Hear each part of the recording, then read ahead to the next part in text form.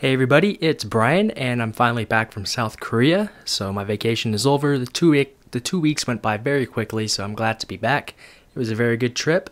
And in this video, this is going to be part 1 of my home theater PC build series, if you couldn't tell by the title of this video.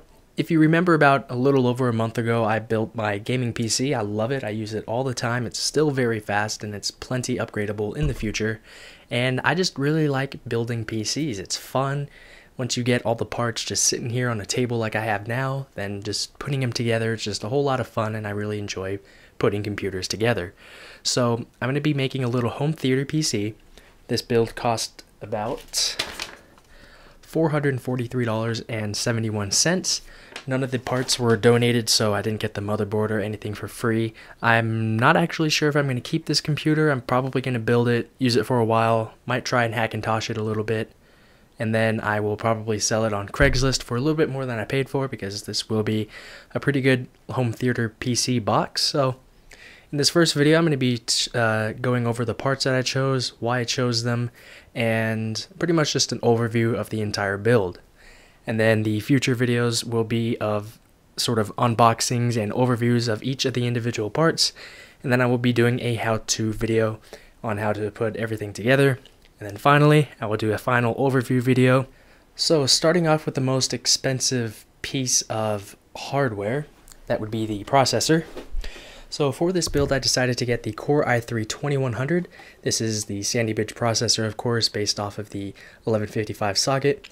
But the reason I chose the Core i3-2100 over something like the AMD A6 or A8 APUs is that while AMD's APUs are good for gaming and moderate processing tasks, the Core i3 is generally more powerful, it runs cooler, and it's more power efficient compared to the APU. So pretty much the only thing that their APUs have over the Core i series Sandy Bridge processors is with its integrated GPU. It's considerably faster than the Intel HD 2000 and 3000 graphics that are built into the Sandy Bridge processors. So that is the processor that I chose. I'm not going to be using a dedicated video card. The Intel HD 2000 graphics that are built into the Sandy Bridge processor are plenty to take care of everyday media tasks such as 1080p video playback, Blu-ray playback, because this build will have a Blu-ray reader, and probably streaming video from the web. So this should be able to handle all of those things just fine. And in some cases, it's probably overkill. A basic 3 GHz Core 2 Duo from years ago will probably handle all of those things just fine as well. So for the hard drive, I chose a Seagate 500 GB hard drive. This is 7200 RPM. Once again, it's 500 gigs, and this uses the SATA 3 6 gigabit per second interface. So that's the hard drive. Next up is the optical drive. So this is an Asus. Don't know the exact model number. Let me look at my packaging list real quick. This is the Asus BC-12B1ST. So this is a pretty decent Blu-ray reader, and it also reads and writes to CDs and DVDs. I'll leave that wrapped up in the bubble wrap. I'm also going to be putting an integrated card reader. This is a 3.5-inch card reader. The case that I'll be using, which I'll show you more in a little while, has a 3.5-inch bay on the front of the case, so having a media card reader is, to me, it's important because you could just pop in an SD card, view your pictures on the TV and things like that. This is the same one that I used in my gaming desktop, and it works perfectly. Next up is the Wi-Fi card. This is a Rosewill RNX N180 PCE wireless LAN PCI Express card. So this goes into the PCI Express 1X slot. This has a full-size bracket as well as a low-profile bracket, which is what I'll be using for this build because the case, it needs to use low-profile expansion cards. So this build is also going to be having 4 GB of DDR3 memory, so two 2 GB RAM sticks.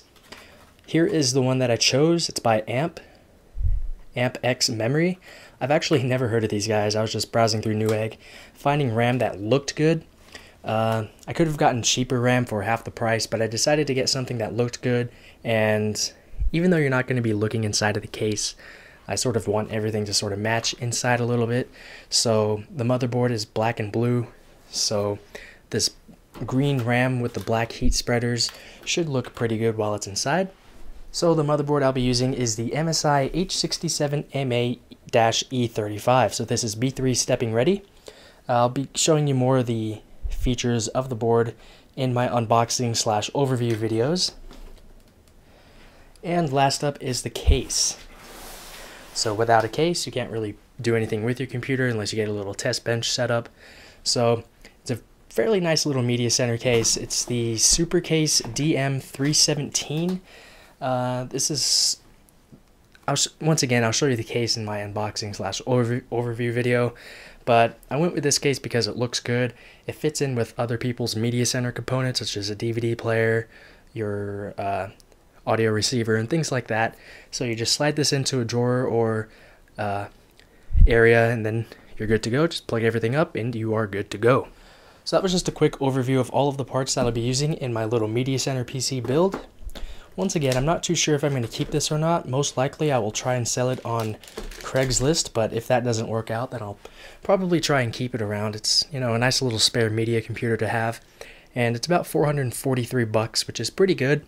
There's actually a $15 mail-in rebate, I believe, for the motherboard, so I'll have to work on that shortly.